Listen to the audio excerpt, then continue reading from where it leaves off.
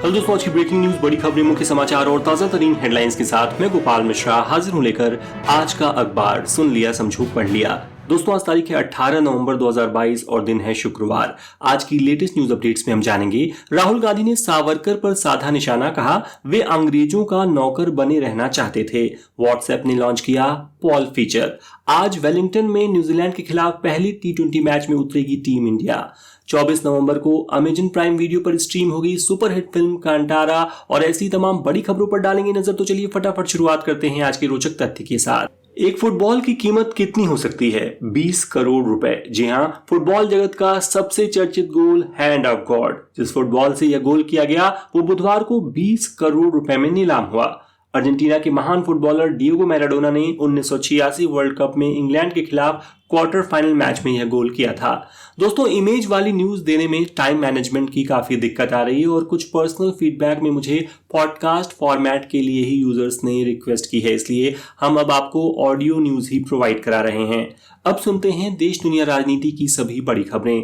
भारत जोड़ो यात्रा पर निकले राहुल गांधी ने एक बार फिर सावरकर पर निशाना साधा है। राहुल ने बुधवार को अकोला में मीडिया के सामने एक चिट्ठी दिखाई। उन्होंने बताया कि सावरकर ने ये चिट्ठी अंग्रेजों को लिखी थी। उन्होंने खुद को अंग्रेजों का नौकर बने रहने की बात कही थी, साथ ही डर कर माफी भी मांगी थी। गांधी नेहरू ने ऐसा नहीं किया, इसलिए वे सालों तक जेल में रहे। इस बीच वीर सावरकर के पोते रंजीत सावरकर ने कांग्रेस नेता राहुल गांधी के खिलाफ मुंबई में शिकायत दर्ज कराने की बात कही है। इससे पहले महाराष्ट्र के वाशिम में कांग्रेस की भारत जोड़ो यात्रा में राष्ट्रगीत की जगह नेपाल का राष्ट्रगान बज जाने पर राहुल गांधी नाराज हो गए। वहीं बीजेपी ने इस घटना पर तंज कसा है। दोस्तों, आज का अखबार को अधिक से अधिक लोगों तक पहुंचाने में कृपया मेरी मदद करें और इस पॉडकास्ट को अपने व्हाट्सएप ग्रुप्स व अन्य सोशल मीडिया प्लेटफॉर्म्स पर जरूर शेयर करें। साथ ही यदि आपने अभी तक इस चैनल को सब्सक्राइब नहीं किया है तो फौरन सब्सक्राइब कर बेल आइकन पर टैप कर दें। तो चलिए बढ़ते हैं अगली खबर की तरफ। वाराणसी कोर्ट ने ज्ञानवापी मामले में सुनवाई की सहमति दे दी है। कोर्ट ने अंजुमन इस्लामिया मस्जिद समिति की याचिका को खारिज कर दिया, जिसमें भगवान विश्वेश्वर विराजमान को ज्ञानवापी मस्जिद परिसर का कब्जा सौंपने के मुकदमे की सुनवाई को चुनौती दी गई थी। कल श्रद्धा मर्डर केस से जुड़ी एक जानकारी सामने आई। आफ्ताब ने 10 घंटे तक श्रद्धा के टुकड़े किए थे, जिसके बाद वो थक गया तो खाना खाया, बियर पी, फिर नेटफ्लिक्स देखकर चैन से सो गया। कल आफ्ताब अमीन पूनावाला के धर्म पर भी बहस छिड़ गई। सोशल मीडिया पर बड़ी संख्या में लोग उसके पारसी होने का दावा कर रहे हैं। इसकी बड़ी वजह है सरनेम पूनावाला। आमतौर पर ऐसे सरनेम पारसी लगाते हैं। आफ्ताब ने अपनी सोशल मीडिया प्रोफाइल में अपना धर्म मानवता लिखा था, इससे भी कंफ्यूजन बढ़ा है।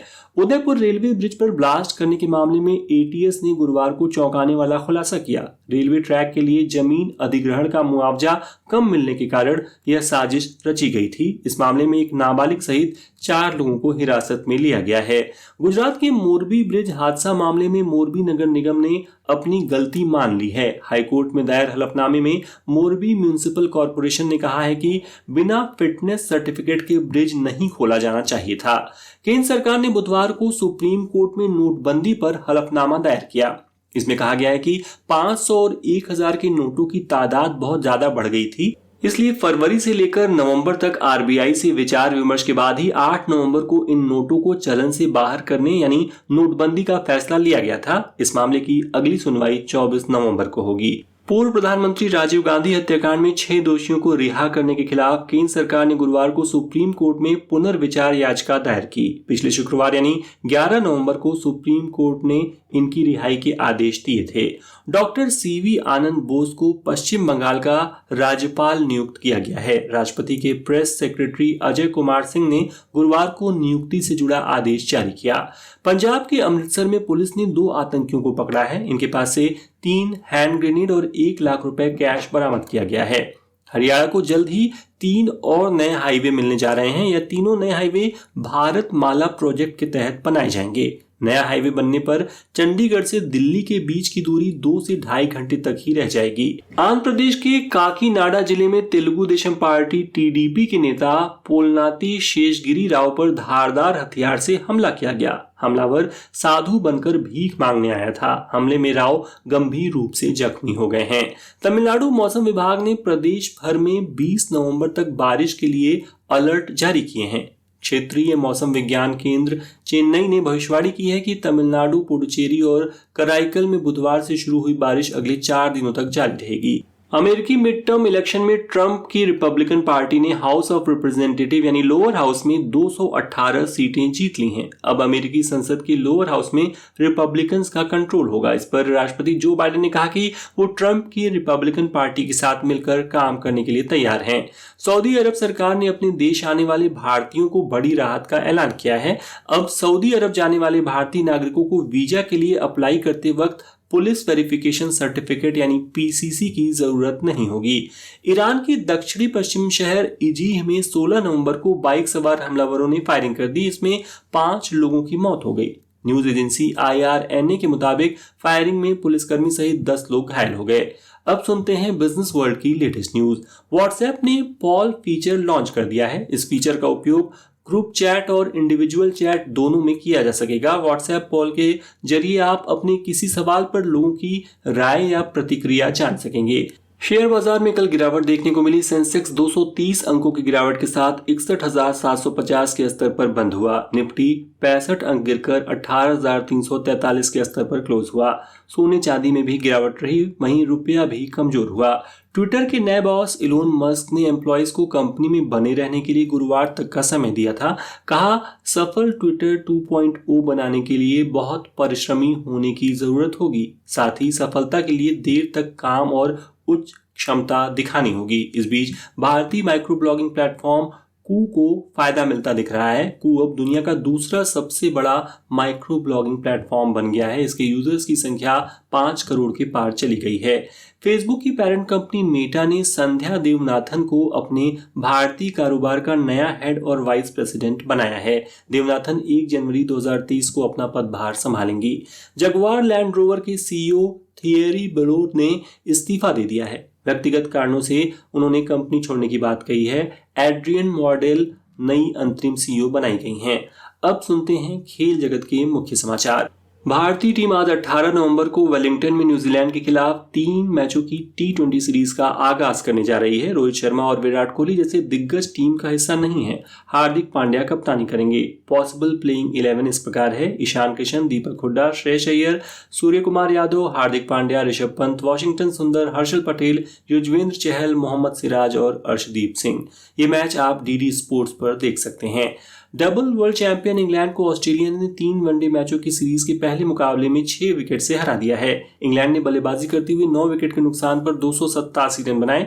वहीं 288 रन के टारगेट का पीछा करने उतरी ऑस्ट्रेलिया ने 4 विकेट के नुकसान पर 291 रन बनाकर लक्ष्य हासिल कर लिया। शतक जमाने वाले David Malan man of the match बने। ऑस्ट्रेलिया में T20 वर्ल्ड कप के दौरान रेप केस में पकड़े गए श्रीलंकाई क्रिकेटर धनुष्का गुणतिलका को कुछ शर्तों के साथ जमानत मिल गई है। ऑस्ट्रेलियाई अदालत ने उन्हें करीब 1 करोड़ 20 लाख रुपए की राशि के भुगतान पर जमानत दी है और सोशल मीडिया से दूर रहने की शर्त भी रखी है।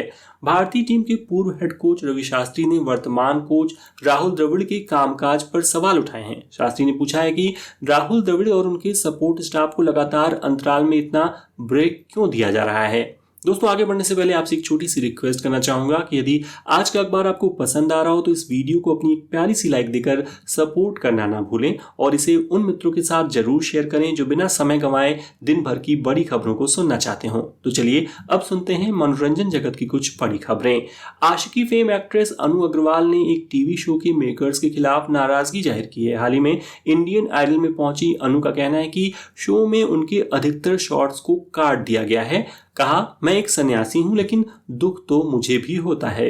बॉलीवुड एक्टर नवाजुद्दीन सिद्दीकी जल्द ही फिल्म हड्डी में नजर आने वाले हैं, जिसमें वो पहली बार ट्रांसजेंडर के रोल में दिखाई देंगे। उन्होंने इसे इनक्रेडिबल एक्सपीरियंस बताया है। ऑर्गन डोनेट करेंगे एक्टर विजय देवरकोंडा। डोनेशन के लिए वे रजिस्ट्रेशन भी करा चुके हैं। फैंस ने उनके इस फैसले की तारीफ की है।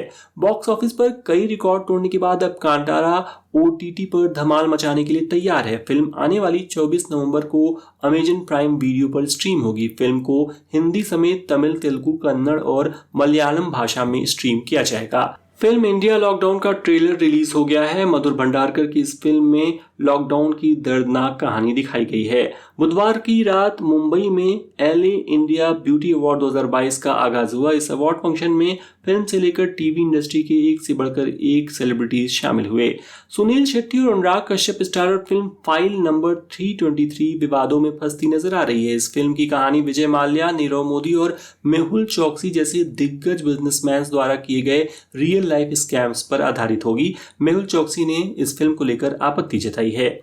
65वें एनुअल ग्रैमी अवार्ड्स के लिए नॉमिनेशन की घोषणा कर दी गई है। हॉलीवुड की पॉपुलर सिंगर बियॉन्से नॉमिनेशन में सबसे आगे हैं। और अब आज की रोचक खबर। 70 साल के दादाजी सुबह वॉक पर निकले, दूसरी तरफ एक 19 साल की लड़की आ रही थी। नजरें मिली और दोनों में प्यार हो गया। ये हैरान करने वाला मामला पाकिस्तान का है। लड़की ने बताया कि घर वालों को शुरुआत में दिक्कत हुई, मगर मिलने के बाद माँ बाप 70 साल के लियाकत अली से निकाह कराने को तैयार हो गए। सोशल मीडिया पर ये जोड़ी वायरल हो रही है। तो दोस्तों, ये हो गई आज के प्रमुख समाचार पत्रों में छपी ताजा तरीन खबरें। अब समय है कल पूछे गए प्रश्न का उत्तर देने का। कल मैंने पूछा था, हाल ही में खेले गए T20 वर्ल्ड कप के फाइनल में प्लेयर ऑफ द मैच कौन बना था? सैम करन, बेन स्टोक्स या बाबर आजम? सही जवाब है सैम करन। जिन्होंने भी सही उत्तर दिया उन्हें बधाई। और अब आज का सवाल है कि कौन सा भारतीय माइक्रो ब्लॉगिंग ऐप तेजी से बढ़ रहा है? ए चिंगारी, बी कू या सी रफ्तार? कृपया कमेंट के माध्यम से अपना उत्तर जरूर दें। आज का अखबार अंत तक सुनने के लिए आपका बहुत बहुत धन्यवाद।